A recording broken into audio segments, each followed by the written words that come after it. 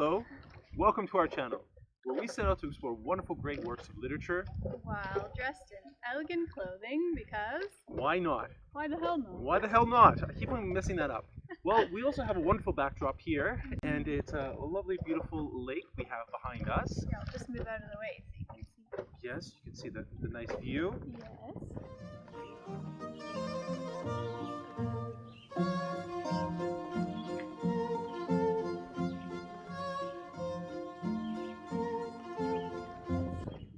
It's much more spectacular this way, but this is going to work out for now.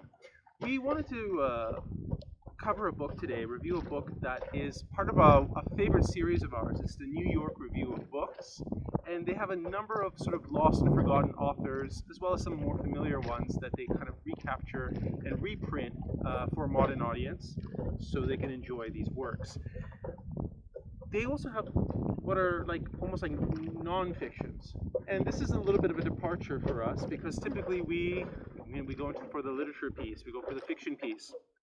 And this one I saw is called Arabia Felix, the Danish Expedition, and it really caught my eye. It has a really beautiful cover and it has a nice vibrant yellow. Right.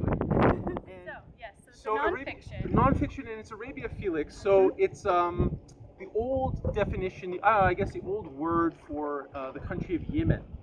Yeah. Yeah. So Yemen is kind of the focus of this story. So there was the King of Denmark at the time, and this is 1761 to 1767. And so he sent out an expedition, and this is during the period of sort of the Enlightenment coming into full blossom, full bloom, the age of discovery, the age of science and reason. And so the world was kind of just like an oyster to be explored, right? Sort of the open expanse of the unknown, the mysteries, and sort of more tools were being developed to measure the cartographical sort of measurements. Astrolabes were being used as well for charting the stars. And of course, the King of Denmark wanted to make Denmark quite famous and popular, and so he set out this expedition and he hired I think it was like five men. Yeah, so there was a philologist, von Haven, botanist, Peter Thorkild, who was a botanist, and a philosopher.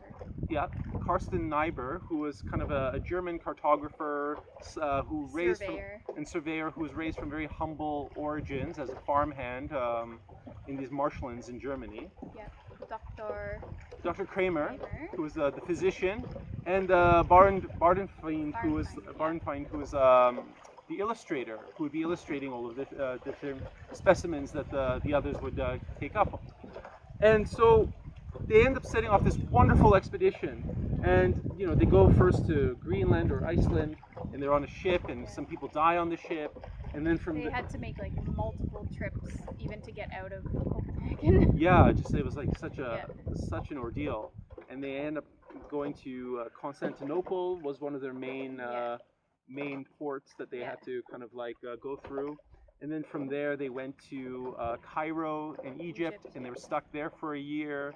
And then from Cairo they made their way to, partly they went through the Sudan as well, right? Slowly making their way to Yemen, and they're crossing deserts, crossing seas, crossing mountains. And it was this unbelievable adventure. Yeah, and it's the trip in itself is an adventure, but what makes this story so entertaining and humorous is all the different characters as well who are on board this expedition. Yeah. So, again, the complete sort of antithesis of characters. This Thorkild was hardworking, works day and night, obsessive about collecting not just specimens, not just fish, also plants. He's a great philosopher.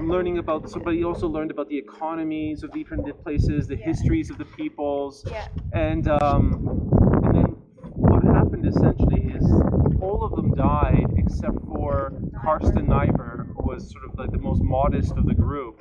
And he was a cartographer and the astronomer of the bunch. And what's interesting is when they went to Giza, they went to the pyramids in Giza.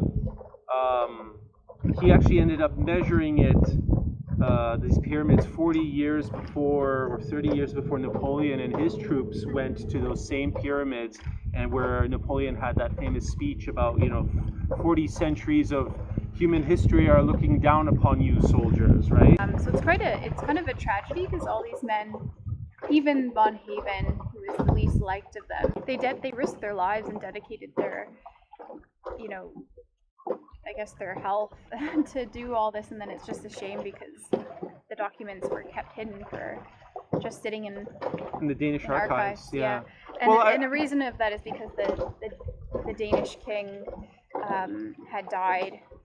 And his successor had come in. His successor was kind of a bit of a rake. Yeah, so he wasn't nearly as enthusiastic about the expedition, and didn't want really anything to do with anything about it afterwards, right? So that's one of the main reasons why the documents were just disintegrated in an archive. Yeah. Well, it's interesting. Like even after the expedition had finished, in the sense that like most of the members had died, Niebuhr would still carry on his travels throughout all these different sort of exotic locations, these oriental mythological places like Persepolis. And one of the things that he was able to do was provide the first real accurate sort of illustrations of the cuneiform alphabet that sort of the ancient Assyrians had used. And based on that and a few other pieces, later researchers and scholars were able actually to decipher the alphabet, which was up to that point also very mysterious and kind of like, you know, unattainable, right? Like, and same with the Egyptian hieroglyphics. They were able to copy quite a number of them as well, not really understanding. Like the Rosetta Stone hadn't been discovered at this point. But he was kind of one of the pioneers of the first stepping stones for all of this information, and it's just like he did in his lifetime.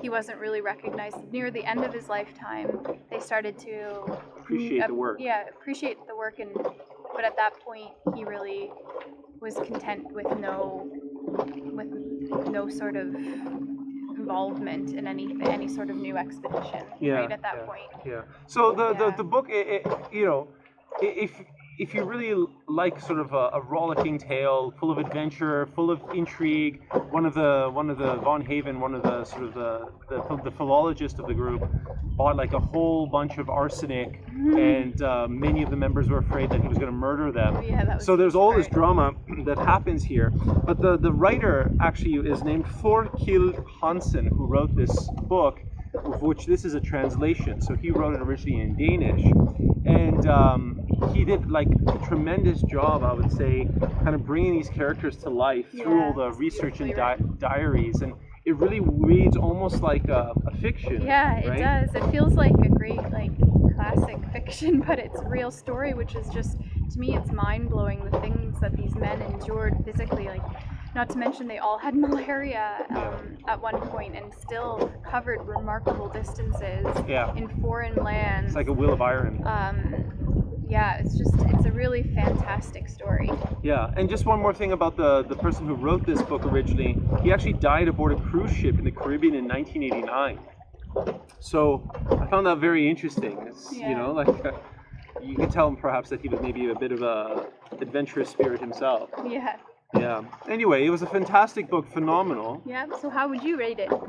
Yeah, I would give it a 5 out of 5 just for sheer entertainment. Yeah, I honestly was so surprised by this. I thought it would be a fun tale, but I loved it, so I'd also give it a 5. Yeah.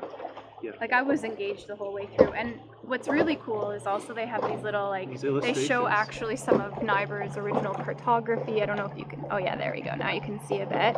They also show some of the illustrators, beautiful illustrations and drawings throughout. So it's quite neat because you get to see. It's almost like you get to dive into their experience and their journey with them. Yeah, absolutely. Yeah. Okay. Well, anyway, leave a comment below if you plan to read this or if you've already heard about this expedition.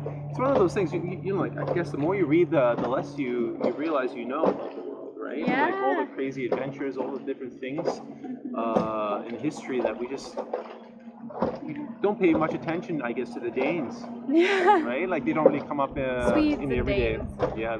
Swedes and Danes and Norwegians. And the healthy rivalry between the three of them too. Yeah. Anyway, well, thank you for joining us today, and we hope you're enjoying your summer, and we look forward to seeing you next time. And I believe the next book we have is another New York Review of Books, and it's called The Grand Hotel. Ooh, fun. Yeah, it's a fun one. All right then. Take care for now. care. Bye-bye.